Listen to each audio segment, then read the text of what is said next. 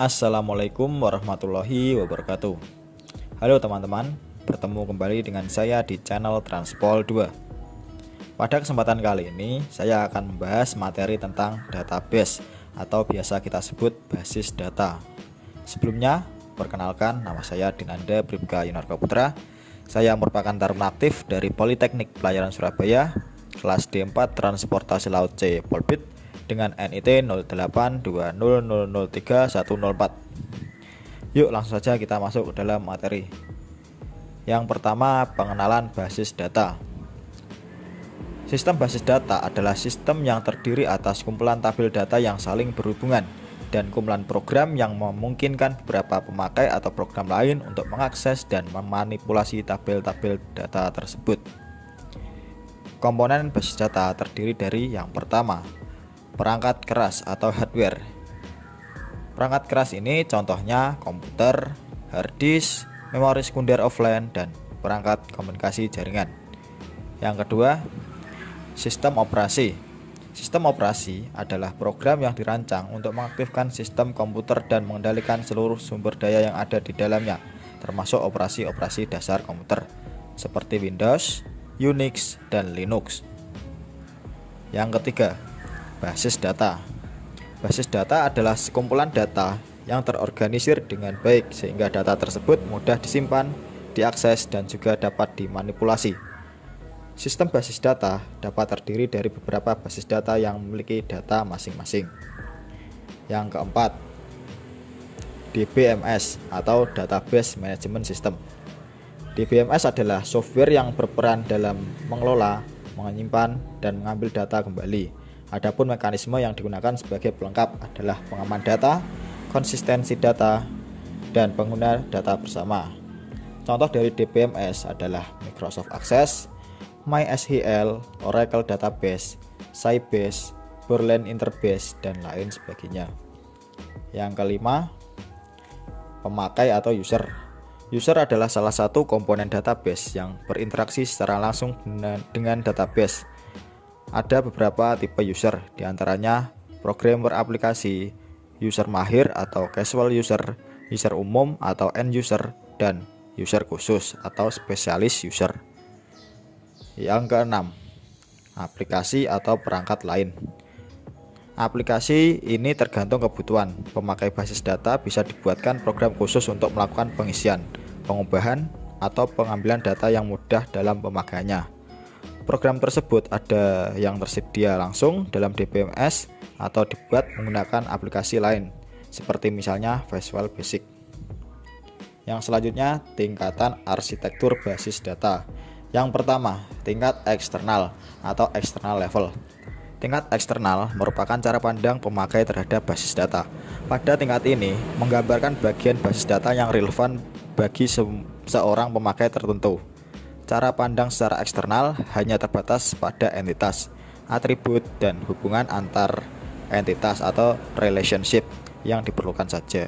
Yang kedua, tingkat konseptual atau conceptual level.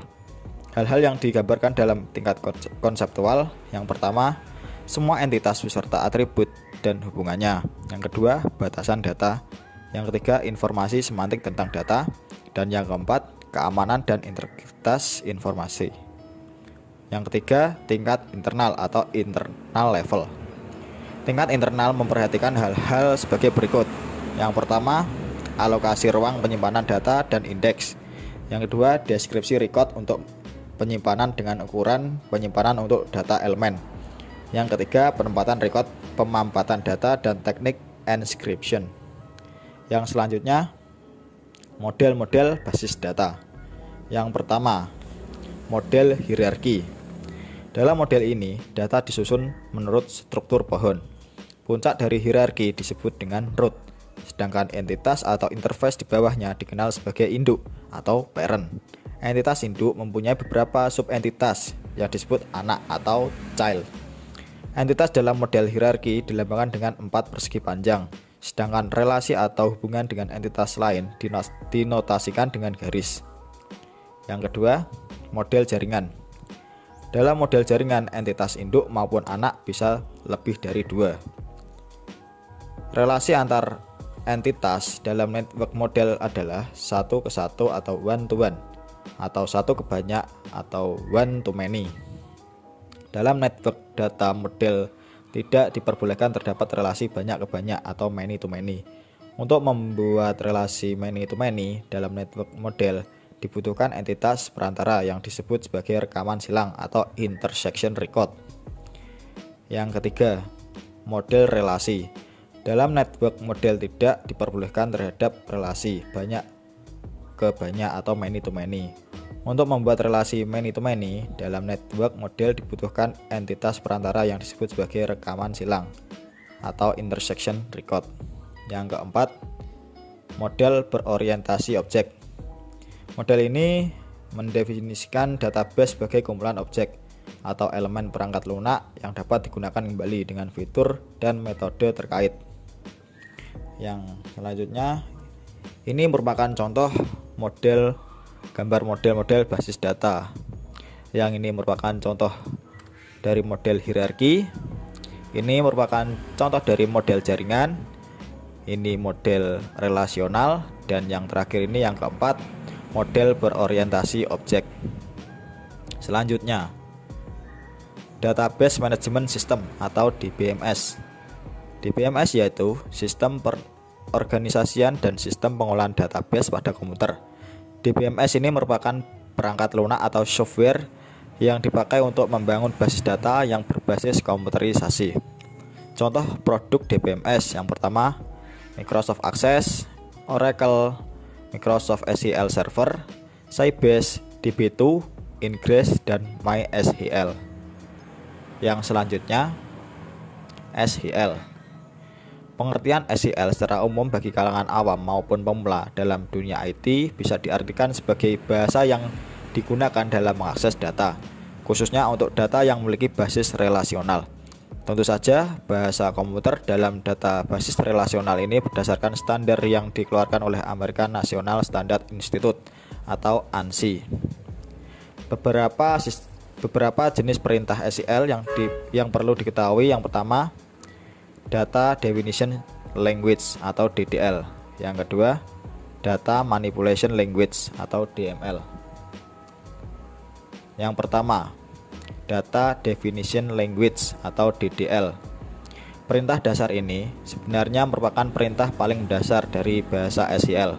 Tujuannya untuk membuat struktur sebuah database.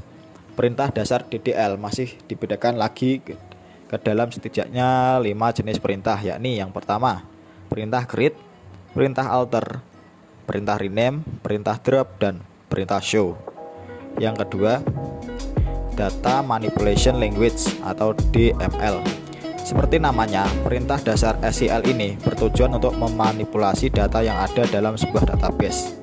Perintah dalam DML juga terbagi ke dalam 4 jenis. Yang pertama, perintah insert, perintah select, perintah update, dan perintah delete.